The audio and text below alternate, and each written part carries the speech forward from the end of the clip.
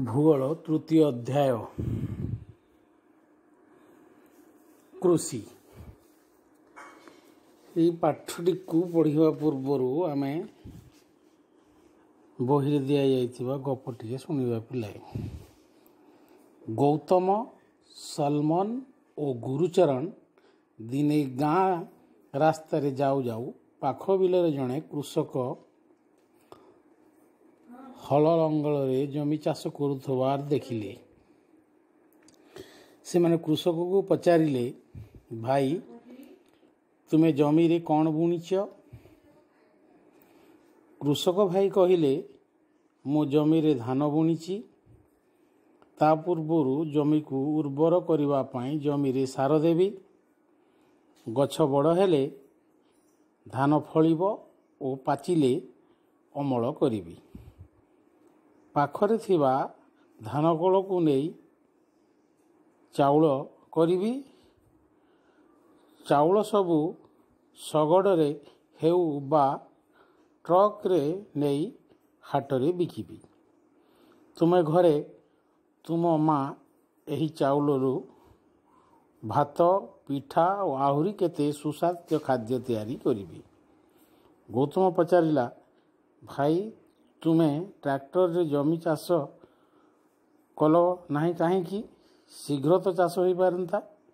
कृषक जनक कहिले, आम गाँव समस्त चाष जमीर आकार छोट, तेणु ट्रैक्टर जमी चाष करने संभव नुहे।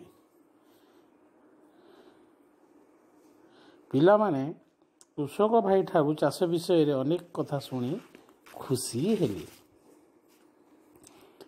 ये हला तृतीय अध्यायर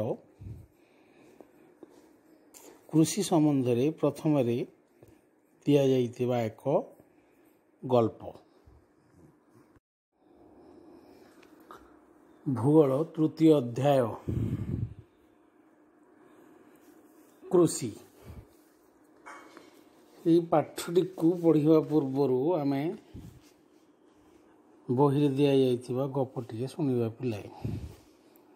गौतम सलमन और गुरुचरण दिने गाँ रास्तार जाऊ जाऊ पाख बिलर जड़े कृषक हल लंगल जमी चाष करुवार देखिले। से माने कृषक को पचारिले, भाई तुमे जमी रे कौन बुणीच? कृषक भाई कहिले, मो जमी रे धान बुणीची। ता पूर्वरु जमी को उर्वर करिवा पाई जमी रे सार देवी। गछ बड़ हेले धान फलिब ओ पाचिले अमल करिबी। पाखरे थिबा धान कल को नहीं चाउल करिबी। चाउल सबु शगड़े हेउ बा